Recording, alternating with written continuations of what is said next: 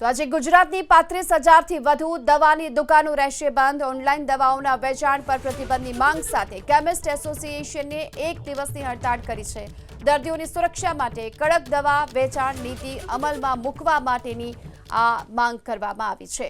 Online દવાના વેચાણ સહિતના મુદ્દે કેમિસ્ટો આજે બંધ પાડશે, આજે હડતાળ પર છે અને દર્દીઓની સુરક્ષા માટે કડક દવા વેચાણ નીતિ અમલમાં મૂકવા માટે માંગ કરવામાં આવી છે। ગુજરાતની કુલ 35,000થી વધુ દવાની દુકાનો આજે બંધ રહેશે। કારણ છે ઓનલાઈન દવાઓના વેચાણ પર પ્રતિબંધની માંગ સાથે આજે કેમિસ્ટ એસોસિએશને એક દિવસની હડતાળ પાડી છે। તો આજે ગુજરાત સહિત દેશભરમાં કેમિસ્ટોની હડતાળ અને આ સાથે જ આપણે એ પણ જણાવી દઈએ કે દેશભરમાં 12.5 લાખ કેમિસ્ટો આજે બંધ પાડશે, બંધમાં જોડાશે।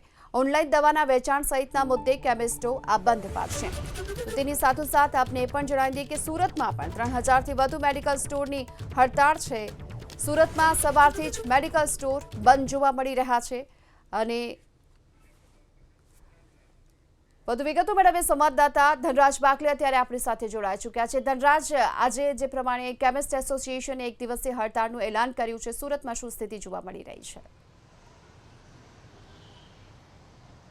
બિલકુલ, દેશભરમાં જે પ્રમાણે બંધનું એલાન છે ત્યારે સુરતમાં 3,000થી વધુ મેડિકલ સ્ટોર છે આજે બંધ પાડ્યું છે। સીધી તસવીરો તમે જોઈ શકો છો। સુરતના અઠવાલાઇન્સ વિસ્તારમાં આવેલ ક્રિયામ હેલ્થ ફાર્મસી છે જે અત્યારે બંધ નજર આવી રહ્યું છે। જો કે દવા ખરીદવા આવનાર લોકો જરૂર હેરાન પરેશાન થઈ રહ્યા છે। આપ જણાવો, ક્યાંથી આવ્યા છો? અને પાર્લે પોઈન્ટથી દવા લેવા આવ્યા હતા, પ્રેશર સુગરની દવા। હવે સિનિયર સિટીઝન હોઈએ આપણે એટલે રોજની દવા તો લેવાની જ હોય, પણ છતાં અમે મહિનાનો સ્ટોક રાખીએ। હવે આજે પૂરી થઈ ગઈ, અહીંયા બંધ છે। જો મારી દવા પૂરી થઈ ગઈ હોય તો મારે શું કરવાનું? આજે મેડિકલ સ્ટોર બંધ હોય, અમારે તો 3 ટાઈમ દવા લેવાની, છતાં અમે 10 દિવસનો ઘરે સ્ટોક હોઈને પહેલેથી શરૂઆત કરીએ લેવાની, તો આ ચાલે। નહીં તો પછી અમે જીવન અટકી જાય અમારા, એવું છે।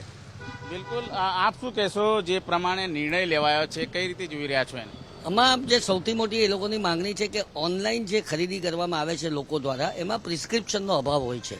એટલે જેનો જો બેઝિક જે નિયમ છે નિયમનો ભંગ થતો હોય છે અને કોઈ પણ વ્યક્તિ કંઈ પણ દવા મંગાવી લે તેની અંદર ડ્રગ્સનો કારોબાર પણ કદાચ વધી રહ્યો હોય એવી પણ એની અંદર પ્રતીતિ થાય છે। એટલે પ્રિસ્ક્રિપ્શન વગરની દવા, નશીલી દવાઓ, ડ્રગ્સને પણ અવર જવર ઉપર એ શક્યતાઓ વધી જાય છે। અને બીજું કે કોરોના વખતે એક હોમ ડિલિવરીની છૂટ આપવામાં આવેલી હતી, એટલા માટે આપવામાં આવેલી હતી કારણ કે ક્વોરન્ટાઇન લોકો હતા, પરંતુ હવે એ સંજોગો નથી।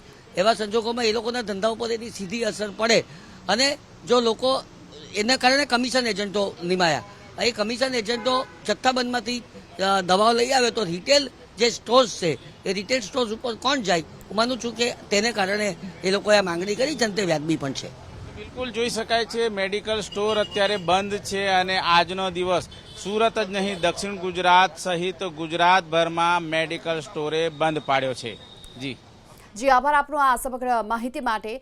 તો સુરતમાં જે પ્રકારે હાલ 3,000 જેટલી દવાની દુકાનો બંધ રહેશે, પરંતુ આપને એ પણ જણાવી દઈએ કે ઇમરજન્સી સેવાઓ માટે હોસ્પિટલોના મેડિકલ સ્ટોર્સ ચાલુ રહેવાની શક્યતા દર્શાવવામાં આવી છે અને 20 મે સુધીમાં સરકાર કોઈ નક્કર નિર્ણય નહીં લે તો ભવિષ્યમાં અનિશ્ચિત મુદ્દતની હડતાળ પણ કરવામાં આવી શકે છે, તેવી વાત હાલ દવાના વેપારીઓ કરી રહ્યા છે। તેની સાથે આપને એ પણ જણાવી દઈએ કે ઓનલાઈન વેચાણ અંગે એસોસિએશનને ચિંતા જે સતાવી રહી છે, કારણ કે પ્રિસ્ક્રિપ્શન વગર દવાઓનું વેચાણ થઈ રહ્યું છે। એન્ટીબાયોટિક અને આદત લગાડતી દવાઓ સરળતાથી ઉપલબ્ધ બની રહે છે।